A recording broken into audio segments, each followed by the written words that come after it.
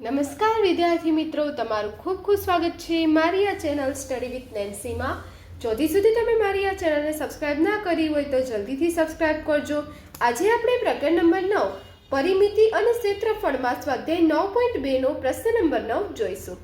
તો અહીં જો આપણને પ્રશ્ન નંબર 9 આપેલો છે કે શ્રુતિએ 44 સેન્ટીમીટર લંબાઈના તારને વર્તુળાકારમાં વાળ્યો છે, તે વર્તુળની ત્રિજ્યા શોધો, તેનું ક્ષેત્રફળ પણ શોધો। જો એ તારને ચોરસ આકારમાં વાળવામાં આવે તો તેની દરેક બાજુની લંબાઈ કેટલી થશે?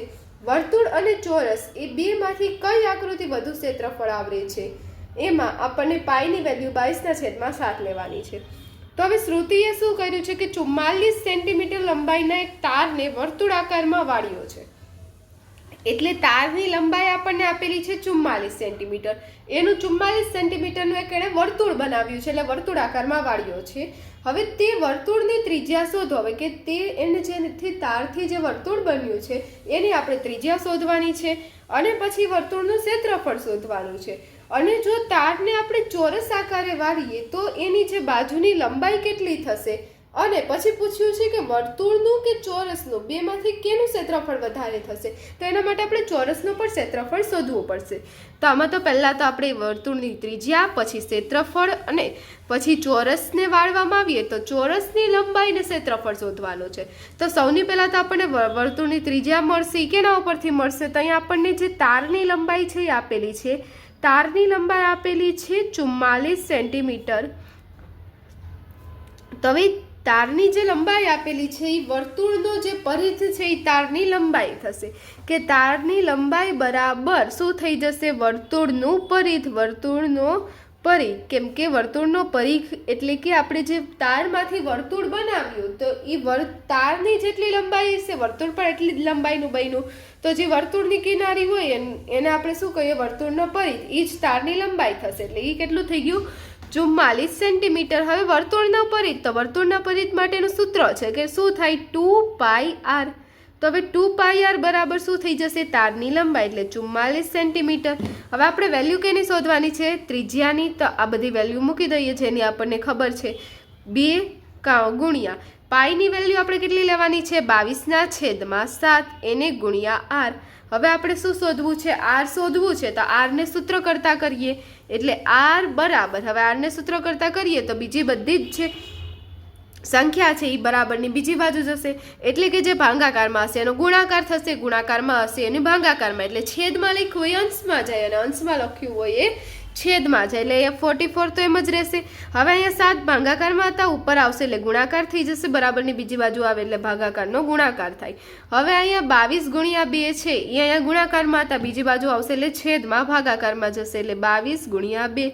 હવે સાદું રૂપ આપીએ કે 22 દુ 44, એટલે અહીંયા 2 કટ થઈ જશે, 2 અહીંયા કટ થઈ જશે, એટલે ત્રિજ્યા r બરાબર 7 સેન્ટીમીટર મળી જશે। તો આપણને ત્રિજ્યા મળી ગઈ। પહેલું વસ્તુ આપણે ગોતવાની હતી, એક વસ્તુ મળી ગઈ, શું મળી ગઈ? ત્રિજ્યા। હવે ત્રિજ્યા ઉપરથી આપણને ક્ષેત્રફળ શોધતા આવડે, એટલે ક્ષેત્રફળનું સૂત્ર મૂકી દઈએ, વર્તુળનું ક્ષેત્રફળ, વર્તુળનું ક્ષેત્રફળ બરાબર વર્તુળનું ક્ષેત્રફળ કેટલું થઈ જશે? πr²।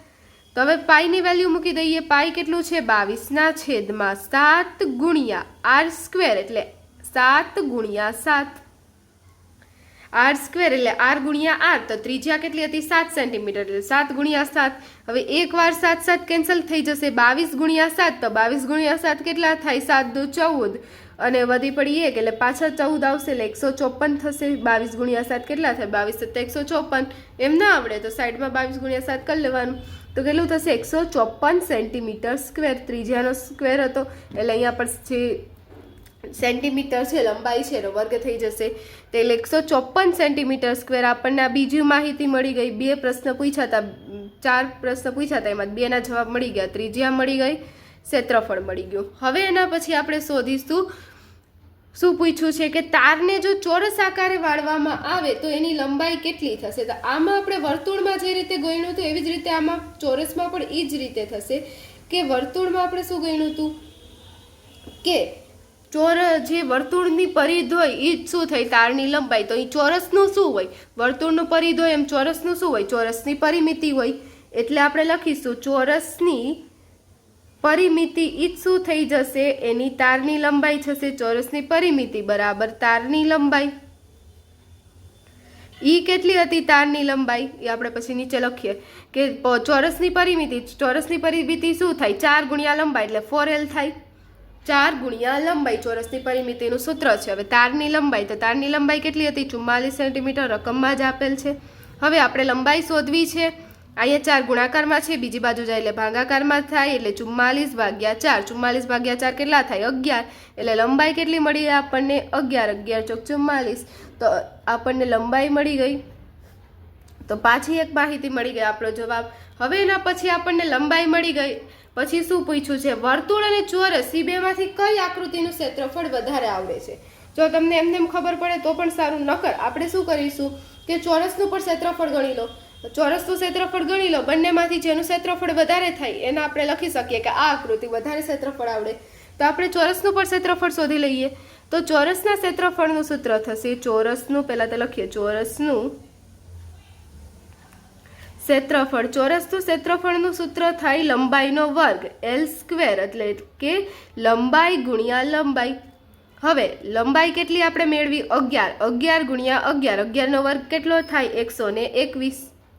ના આવડે સાઈડમાં 11 ગુણ્યા 11 ગણી લ્યો, કેટલો થઈ જશે 121 સેન્ટીમીટર સ્ક્વેર. આપણને ચોરસનું ક્ષેત્રફળ મળી ગયું. તો હવે જોવું આપણે શું કહેવાનું હતું, કઈ આકૃતિનું ક્ષેત્રફળ વધુ આવરે છે. તો હવે વર્તુળે કેટલું ક્ષેત્રફળ આવડ્યું 154 સેન્ટીમીટર સ્ક્વેર ને ચોરસે કેટલું આવર્યું 121 સેન્ટીમીટર સ્ક્વેર. કયું વધારે થાય 154. તો હવે આપણે શું લખીશું કે વર્તુળ અને ચોરસમાંથી વર્તુળ વધુ ક્ષેત્રફળ આવરે છે. એટલે આપણે લખી દઈએ વર્તુળ વધુ ક્ષેત્રફળ આવરે છે. આ જોવો આપણો જવાબ આવી ગયો. આપણને જે માહિતી પૂછી હતી બધો આવી ગયો. આપણો પહેલો જો આન્સર આવશે કે R ત્રિજ્યા કેટલી 7 સેન્ટીમીટર થઈ ગઈ. આ પહેલો આન્સર. બીજો આન્સર હતો વર્તુળનો ક્ષેત્રફળ, એ પણ આપણને મળી ગયો 154 સેન્ટીમીટર. પછી લંબાઈ શોધવાની હતી, એ પણ કેટલી થઈ ગઈ 11 સેન્ટીમીટર, એ પણ આવી ગયું.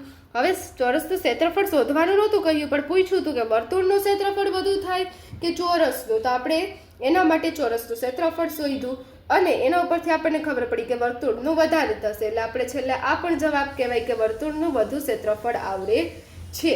તો આ જોવો આપણે જે 9મો દાખલો હતો, 9મો દાખલો પૂર્ણ થાય છે. વિડીયો તમને કેવો લાગ્યો કમેન્ટમાં જરૂરથી જણાવજો. જો હજી સુધી તમે મારી આ ચેનલને સબસ્ક્રાઈબ ના કરી હોય તો જલ્દીથી સબસ્ક્રાઈબ કરજો. અહીં આપણો પ્રશ્ન નંબર 9 પૂર્ણ થાય છે. જો તમને વિડીયો પસંદ આવ્યો હોય તો લાઈક સે સબસ્ક્રાઈબ કરજો. જો હજી સુધી તમે મારી આ ચેનલને સબસ્ક્રાઈબ ના કરી હોય તો જલ્દીથી સબસ્ક્રાઈબ કરજો, જેથી તમને મારા બધા જ વિડીયો સૌની પહેલાં મળી રહે. Thanks for watching. Stay tuned.